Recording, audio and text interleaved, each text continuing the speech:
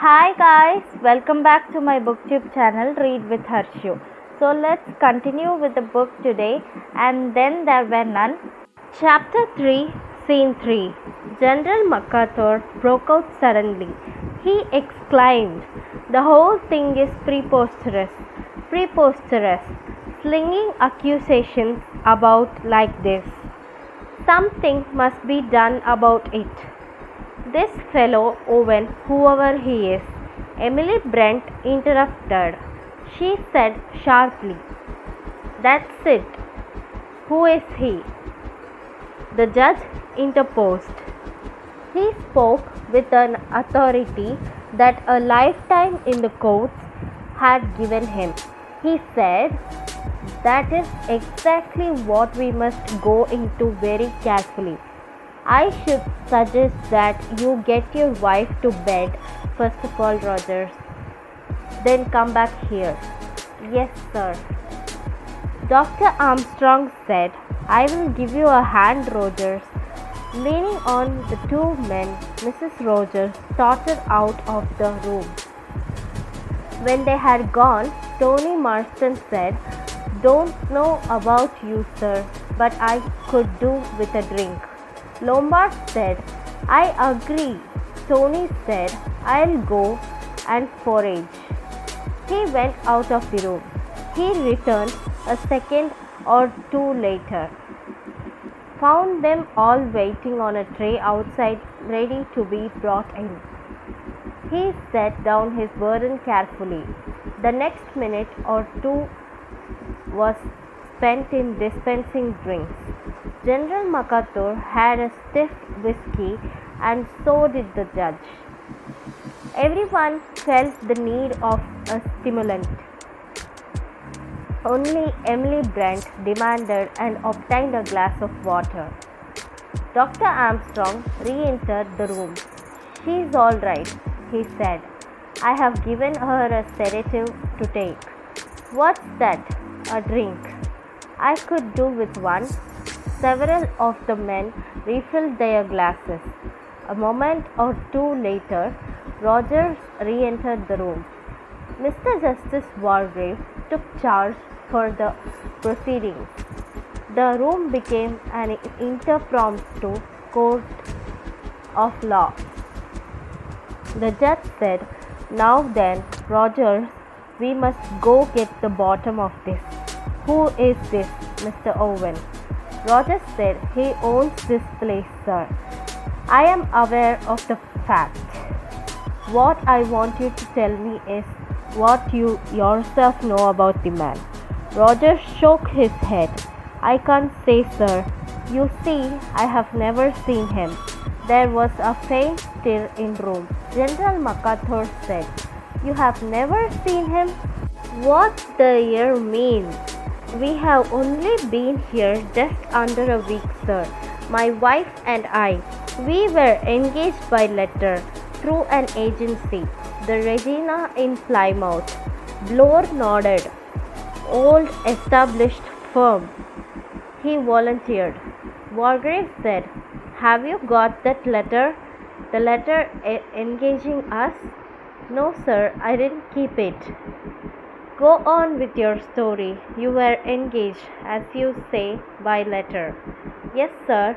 We were to arrive on a certain day." "We did. Everything was in order here.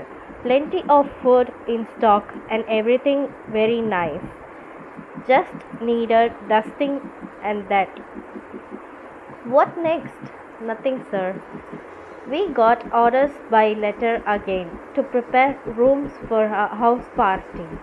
And then, yesterday by the afternoon post, I got another letter from Mr. Owen.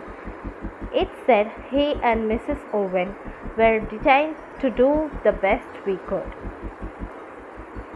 It gave the instructions about the dinner and coffee and putting on the gramophone record. The judge said sharply, "Surely you have got that letter." "Yes, sir, I have got it here." He produced it from a pocket.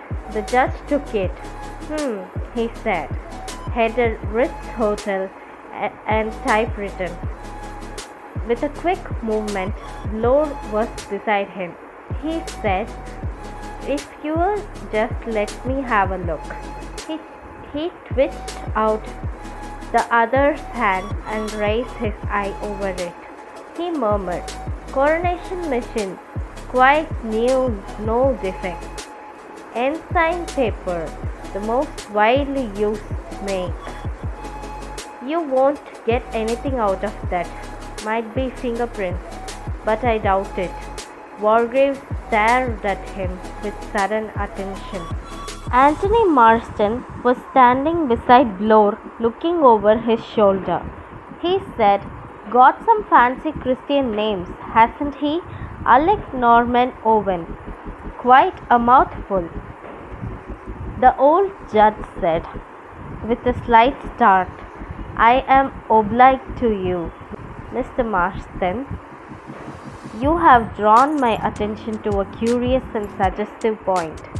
He looked around the others and thrusting his neck forward like an angry tortoise.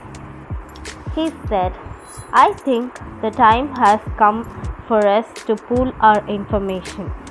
It would be well, I think, everybody to come forward with all the information they have regarding the owner of this house." He paused and then went on. "We are all his guests. I think it would be profitable if each one of us were to explain exactly how that came about." There was a moment's pause, and then Emily Brent spoke with decision. "There is something very peculiar about all this," she said. "I received a letter with the signature that was not very easy to read. It purported to be a form of a woman I had met at a certain summer resort 2 or 3 years ago. I took the name to be either Ogden or Oliver. I am acquainted with a Mrs. Oliver and also with Miss Ogden. I am quite certain that I have never met or become friendly with anyone of the name of Owen." Mr. Justice Wargrave said, "You have that letter, Miss Brent?" "Yes, I will fetch it for you." She went away and returned a minute later with the letter. The judge read it. He said, "I begin to understand, Miss Clayton."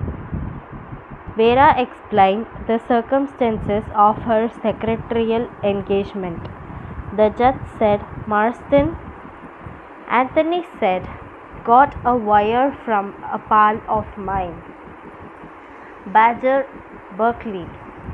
Surprised me at the time because I had an idea the old horse had gone to Norway. He told me to roll up here." Again Wargrave nodded. He said, "Dr. Armstrong, I was called in professionally. I see. You had no previous acquaintanceship with the family."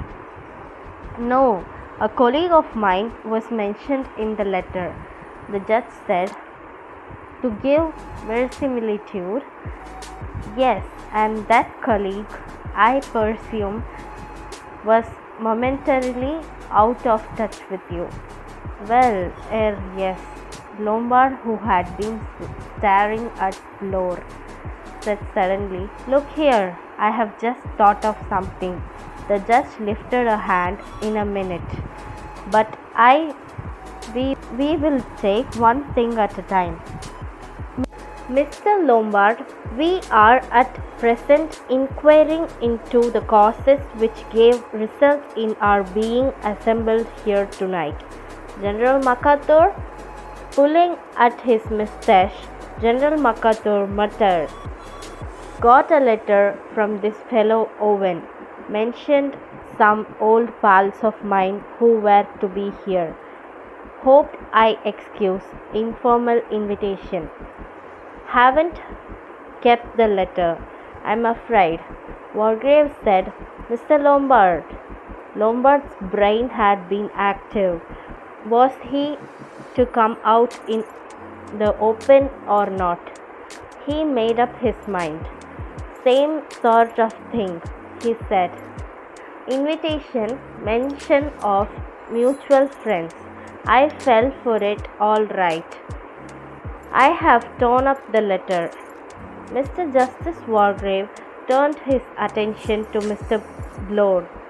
His forefinger stroked his upper lip as his voice was dangerously polite.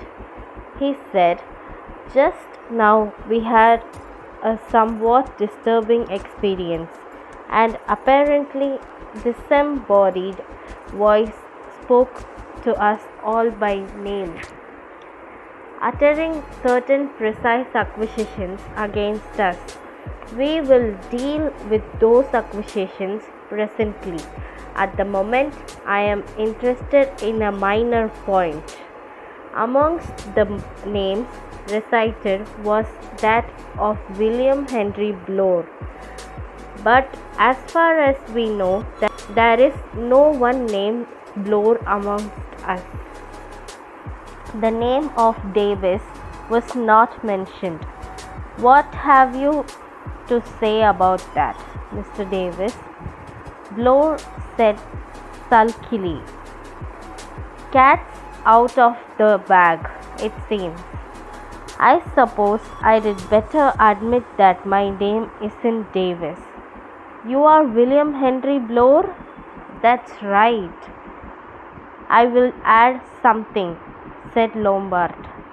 "Not only you are under a false name, Mr. Bloor, but in addition I have noticed this evening that you are a first-class liar. You claim to have come from Natal, South Africa. I know South Africa and Natal, and I am prepared to swear that you have never set foot in South Africa in your life." All eyes were turned on Bloor, angry, suspicious eyes. Anthony Marston moved a step nearer to him. His fists clenched themselves. "Now then, you swine," he said. "Any explanation?" Bloor flung back his head and said with square jaw, "You gentlemen have got me wrong," he said. "I have got my credentials and you can see them. I am an ex-CID man. I run a detective agency in Plymouth. I was put on this job." Mr. Justice Wargrave asked, "By whom?" "This man Owen enclosed a handsome money order for expenses, instructed me as to what he wanted done. I was to join this house party, posing as a guest. I was given all your names. I was to watch you all." "Any reason given?" Bloor said bitterly. "Mrs. Owen's jewels." "Mrs. Owen, my foot. I don't believe there is such a person." Again the forefinger of the judge stroked his lip, this time appreciatively. "Your conclusions are, I think, justified," he said. "Alec Norman Owen." In Miss Brent's letter, though the signature of the surname is mere scrawl, the Christian names are reasonably clear. Una Nancy. In either case, you notice the same initials, Alec Norman Owen, Una Nancy Owen, each time, that is to say, UN Owen, or by a slight stretch of fancy, unknown. Vera cried, "But this is fantastic mad." The judge nodded gently. He said, "Oh yes, I have no doubt in my own mind that we have been invited here by a madman, probably a dangerous, homicidal lunatic." Thank you for watching, guys. Stay tuned for more updates. click on the bell icon and don't forget to subscribe to my channel Read with Harshu. Stay tuned. Bye guys.